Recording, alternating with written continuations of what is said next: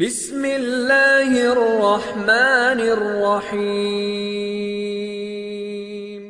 میرے اور آپ کے آقا و مولا حضور نبی رحمت صلی اللہ علیہ وآلہ وسلم نے ارشاد فرمایا، جو مجھے ضمانت دے دے جو اس کے دو جبڑوں کے درمیان ہے یعنی زبان، اور جو اس کی دو ٹانگوں کے درمیان ہے اس کی پارسائی کی جگہ، فرمایا میں محمد اس کو جنت کی ضمانت دیتا ہوں۔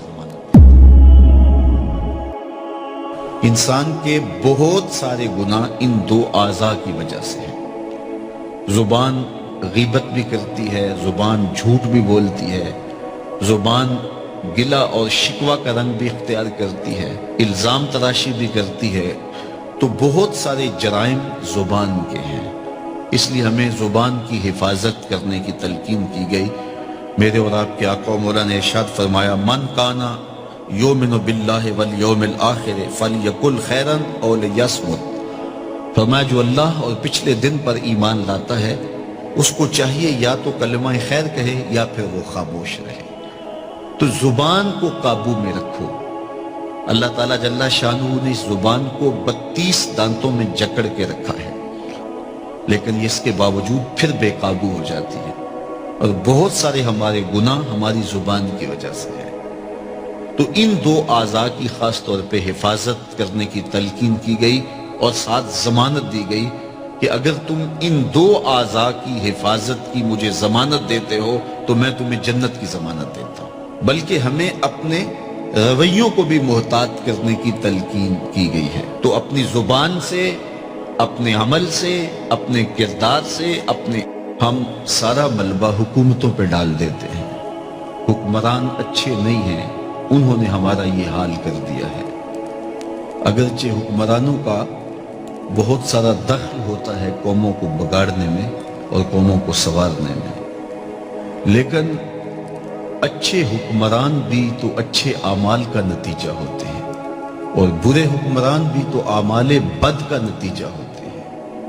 اللہ تعالیٰ جل شانہ نے قرآن مجید میں ایک مقام پہ ارشاد فرمایا، وہ اس بات پہ قادر ہے کہ تمہارے اوپر سے بھی عذاب بھیجے، تمہارے نیچے سے بھی عذاب بھیجے۔ امام قرطبی نے حضرت عبداللہ ابن عباس رضی اللہ تعالی عنہ سے روایت کی ہے کہ اوپر کا عذاب یہ ہے کہ تمہارے حکمران نااہل ہوں، اور نیچے کا عذاب یہ ہے تمہارے ماتحت خائن ہوں۔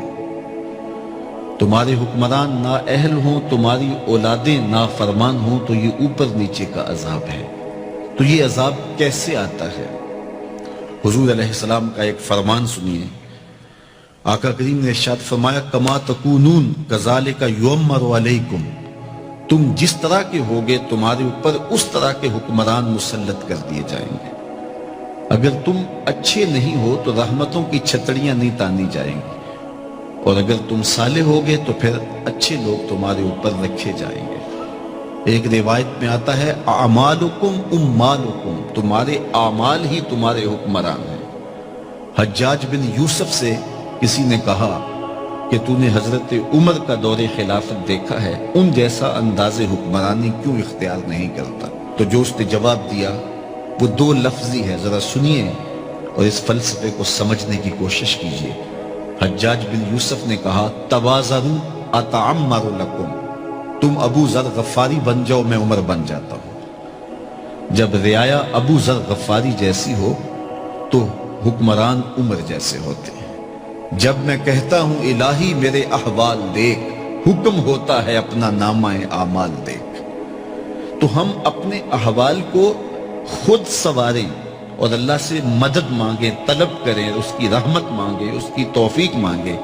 جب ہم خود صحیح ہو جائیں گے تو اطراف میں بھی نور پھیلے گا، ہمارے اوپر بھی رحمتوں کی چھتریاں تان دی جائیں گی۔ لیکن ہم خود سنورنا نہیں چاہتے، اور پورے معاشرے کو سنوارنے کی ذمہ داری ہم نے اٹھا رکھی ہے۔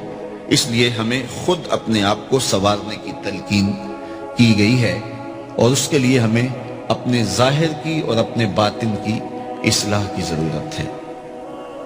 انسان کے کچھ اعضاء ظاہری ہیں اور کچھ اعضاء باطنی ہیں۔ دونوں کو جب وہ سنوار لیتا ہے تو ایک ستھرا اور پاکیزہ وجود تشکیل پاتا ہے۔